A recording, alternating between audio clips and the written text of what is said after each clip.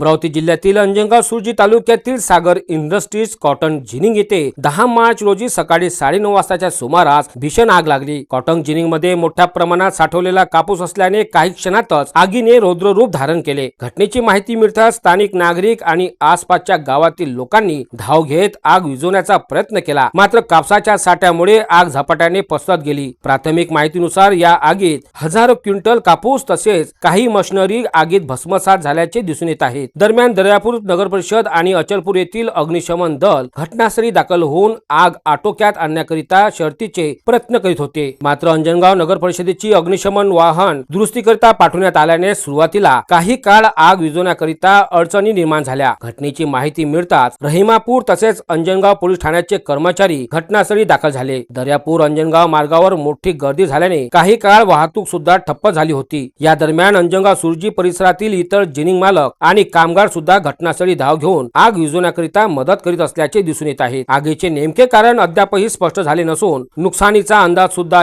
अद्याप समोर आलेला नाही।